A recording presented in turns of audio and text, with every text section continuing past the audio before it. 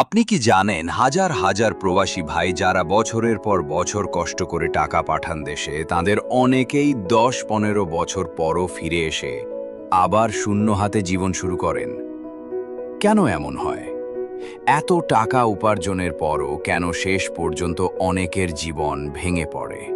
আজকের এই ভিডিওতে আমরা বলবো এই সমস্যার মূল কারণগুলো কি, আর কিভাবে আপনি বা আপনার প্রিয়জন এই চক্র থেকে বের হয়ে আসতে পারেন।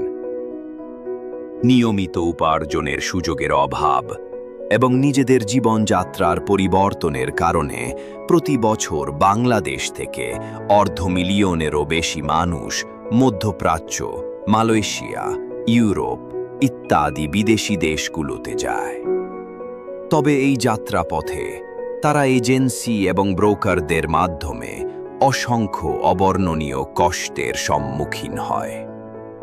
কখনো কখনো এই ব্রোকারদের দ্বারা তারা ঠগের ভুক্তভোগী হয়।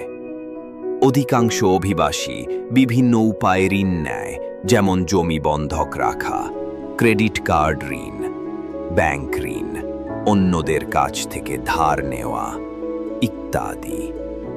কিন্তু গন্তব্যে পৌঁছানোর পরও তাদের অনেক কষ্ট সহ্য করতে হয়। প্রত্যেকেই প্রতিদিন অতিরিক্ত কাজ করে যতটা সম্ভব বেশি অর্থ উপার্জনের চেষ্টা করে। তাদের কষ্টার্জিত অর্থ বাংলাদেশে আসার পর প্রায়শই ভুল ব্যবস্থাপনার শিকার হয়। এর একটি বড় অংশ ব্যয় হয় নিত্যদিনের খরচ, পারিবারিক দায়-দায়িত্ব এবং সমাজে সফল হওয়ার চাপ মেটাতে। দামি বিয়ে, নতুন বাড়ি তৈরি এবং অন্যান্য অনুৎপাদনশীল খাতে ব্যয়ের জন্য পরিবার ও সমাজের প্রত্যাশা অনেক সময় অপ্রতিরোধ্য হয়ে ওঠে। এর ফলে যে অর্থ দীর্ঘমেয়াদী বিনিয়োগে ব্যবহার করা যেতে, তা অন্য খাতে চলে যায়। অভিবাসনের সংখ্যার দিক থেকে বাংলাদেশ বিশ্বের ৫ নম্বর স্থানে রয়েছে। ১৫ মিলিয়নেরও বেশি বাংলাদেশি দেশের বাইরে বসবাস করছে। আমরা তাদের আমাদের রেমিটেন্স ওয়ারিয়র বলি, কারণ তারা বিদেশ থেকে রেমিটেন্স পাঠিয়ে আমাদের রিজার্ভ গঠন করে এবং দেশের অর্থনীতি সঠিকভাবে চালাতে সাহায্য করে। আমরা তাদের এবং তাদের দেশপ্রেমের জন্য গর্বিত। কেন ভেঙে পড়ে রেমিটেন্স? যোদ্ধারা, পার্ট ৮। বাস্তব চিত্র তুলে ধরা। ধরুন, রফিক ভাই মালয়েশিয়ায় গিয়েছিলেন ১০ বছর আগে। গরমে ঘামে কষ্ট করে প্রতি মাসে ৫০,০০০ টাকা পাঠাতেন দেশে। বাড়ি করলেন, জমি কিনলেন, পরিবার ভালো থাকলো। কিন্তু আজ ১০ বছর পর দেশে ফিরে এসে কিছুই নেই। টাকা নেই, ব্যবসা নেই, বরং ঋণ। এমনটা শুধু রফিক ভাইয়ের নয়, হাজার হাজার রেমিটেন্স যোদ্ধার গল্প। মূল কারণগুলো ব্যাখ্যা। ১. আর্থিক শিক্ষা বা পরিকল্পনার অভাব।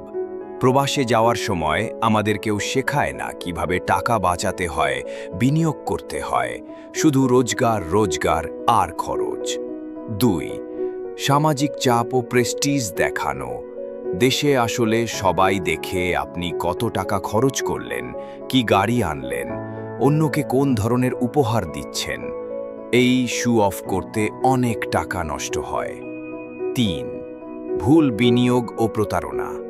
অনেকেই অল্প জ্ঞান নিয়ে ব্যবসা শুরু করেন বা জমিতে বিনিয়োগ করেন। কেউ আবার আত্মীয়ের ওপর ভরসা করে সব টাকা হারিয়ে ফেলেন। ৪. পরিবারের অর্থ অপচয়। পরিবার নিয়মিত টাকা চায়, কিন্তু সেটার হিসাব রাখে না। ফালতু খরচে সঞ্চয় শূন্য। ৫. প্রবাসে যাওয়ার সময়ের ঋণ। ৩-৫ লাখ টাকা সুদে ঋণ নিয়ে বিদেশ যান, কিন্তু সেই ঋণ শোধ করতেই বছর কেটে যায়। সমাধানও করণীয়। ১. স্পষ্ট লক্ষ্যমাত্রা ঠিক করুন। বিদেশে যাওয়ার আগে ভাবুন, আপনার লক্ষ্য কি? কত টাকা বাঁচাবেন, কোথায় বিনিয়োগ করবেন? ২. মাসিক বাজেট বানান। কিভাবে টাকা পাঠাবেন, কিভাবে খরচ হবে, কতটা জমাবেন, সেসব কাগজে লিখে ঠিক করুন। ৩. আর্থিক শিক্ষা গ্রহণ করুন। ইউটিউবে, ফেসবুকে ফ্রি অনেক ভিডিও আছে। শিখুন কিভাবে টাকা সঞ্চয় ও বিনিয়োগ করতে হয়। ৪. নিরাপদ বিনিয়োগ করুন। প্রলোভনে পড়ে না গিয়ে ছোট কিন্তু নিরাপদ ব্যবসা বা সঞ্চয়পত্র, স্থায়ী আমানত বেছে নিন। 5. পরিবারকে সচেতন করুন। টাকা পাঠিয়ে দিন, কিন্তু খরচের হিসাবও রাখুন। পরিবারের সবাইকে অর্থ ব্যবস্থাপনায় যুক্ত করুন। 6. দেশে ফেরার আগে প্রস্তুতি নিন। একটি দক্ষতা শিখে ফিরুন। হতে পারে ডিজিটাল মার্কেটিং, গাড়ি সারাই বা অনলাইন ব্যবসা। অনুপ্রেরণার কথা। ভাই, আপনি শুধু একজন টাকা পাঠানোর মেশিন না, আপনি একজন যোদ্ধা, একজন স্বপ্নবান মানুষ। যদি একটু সচেতন হন, পরিকল্পনা করেন, আপনার উপার্জনই হতে পারে আপনার পরিবারের ভবিষ্যতের সোনালী চাবি। জীবন একটাই, সেটাকে ভালোভাবে গড়তে হলে শুধু কষ্ট নয়, দরকার সঠিক দিক নির্দেশনা। শেষ কথাও CTA, কল টু অ্যাকশন। এই ভিডিওটা যদি আপনার কাজে লাগে, দয়া করে একজন প্রবাসী ভাই বা তার পরিবারকে শেয়ার করুন। যদি চান এমন আরও গুরুত্বপূর্ণ দরকারি ভিডিও পেতে, চ্যানেলটা সাবস্ক্রাইব করুন আর বেল আইকন চাপুন। মনে রাখবেন, আমরা আছি আপনাদের পাশে, সঠিক পথে এগিয়ে চলার জন্য।